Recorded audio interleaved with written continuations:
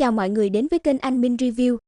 Kết thúc tập trước, vì để tối ưu hóa lợi nhuận, nên Đàm Vân liền lấy thân phận sư phụ của Thẩm Tố Băng đến gặp Đức Lão trước. Bước ra khỏi truyền tống trận, dưới dẫn đường của một thị nữ, rất nhanh Đàm Vân đã đến được phòng của Đức Lão. Nhìn thấy Đàm Vân đi vào, Đức Lão liền tiến đến hỏi thăm vài câu, sau đó lấy ra 2 loại hỏa chủng đưa cho Đàm Vân. Nhìn 2 loại hỏa chủng này, trên mặt Đàm Vân hiện rõ kinh hỉ, thanh âm kích động nói, đây là băng thuộc tính Á Tôn giai hỏa chủng, Đế Âm Huyền Hỏa, còn đây là hỏa thuộc tính Á Tôn giai hỏa chủng, Thanh Linh Chân Hỏa. Thu 2 hỏa chủng này vào tay, Đàm Vân tươi cười nói, Đức Lão thủ đoạn quả thực cao minh, ngay cả Thanh Linh Chân Hỏa quý hiếm như vậy ngươi cũng tìm được. Sau đó, thì hai người bốc phét chém gió với nhau một hồi, rồi Đàm Vân liền lấy lý do đi thăm đồ đệ của mình để rời đi. Bước vào truyền tống trận, Đàm Vân đứng trong đó một hồi, sau đó cởi bỏ quy tức hàng xa để trở lại bộ dáng bình thường, sau một lát thì từ trong đó bước ra. Đi ra khỏi phòng, hắn lại gặp thiếu nữ khi trước, sau khi nói bản thân phụng mệnh tông chủ đến lĩnh thưởng, thì hắn liền được thiếu nữ này đưa đến gặp Đức Lão.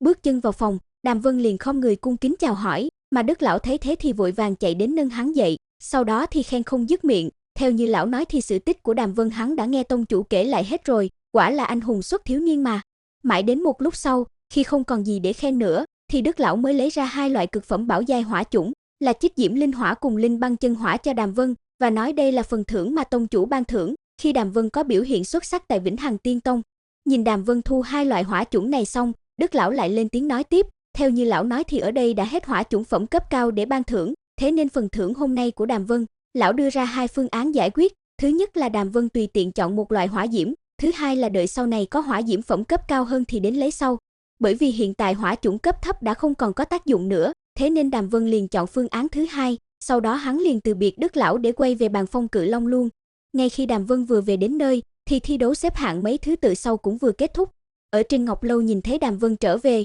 Đàm Đài Huyền Trọng liền đứng lên, quét mắt một lượt quanh đám đệ tử tuyên bố, hiện tại xếp hạng cửu mạch đã có, những ai có xuất tiến đến Vĩnh Hằng Tiên Tông thì đến gặp Thẩm Tố Băng để ghi lại pháp bảo bản thân cần, trước khi các ngươi khởi hành ta sẽ phân phát sau. Lời nói vừa dứt, ánh mắt Đàm Đài Huyền Trọng liền nhìn đến Đàm Vân nhẹ giọng nói, Đàm Vân, lần này ngươi giành được hạng nhất, muốn được ban thưởng gì cứ nói ra. Nghe tông chủ nói vậy, Đàm Vân quay xuống bên dưới nhìn Thi Giao, biết nàng hiện tại không có phi kiếm tốt để dùng, thế nên liền lên tiếng nói, bẩm tông chủ, đệ tử muốn một thanh không gian bảo khí phi kiếm cho nữ. Khẽ gật đầu đồng ý, Đàm Đài Huyền Trọng liền nói, tiểu tử nhà ngươi hoa tâm như vậy cũng không tốt đâu. Dứt lời hắn liền quay sang hỏi Tử Yên xem muốn được ban thưởng gì. Tử Yên nghe vậy thì có chút áy náy muốn nói lại thôi, cuối cùng vẫn chỉ đứng yên không nói lời nào. Thấy bộ dáng đó, Đàm Đài Huyền Trọng cười nói, Tử Yên, ngươi có gì cứ nói, nể mặt tỷ phu của ngươi, bổn tông chủ ta đều đáp ứng hết. Lời này vừa nói ra, tức khắc làm cho đám thủ tịch sững sờ, cả đám quay sang nhìn nhau trong lòng thầm nghĩ, không biết trong mấy ngày này tông chủ đưa Đàm Vân đi đâu,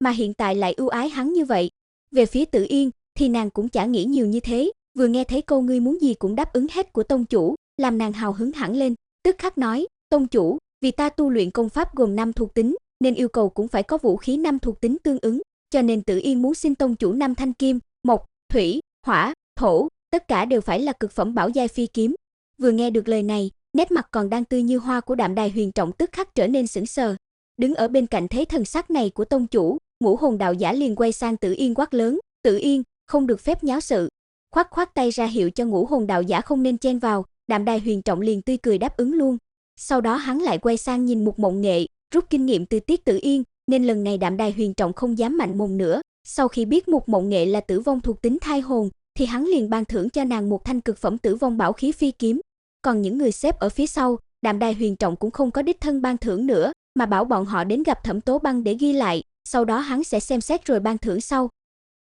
Nội dung tập này đến đây là hết rồi, xin chào và hẹn gặp lại mọi người trong tập tiếp theo.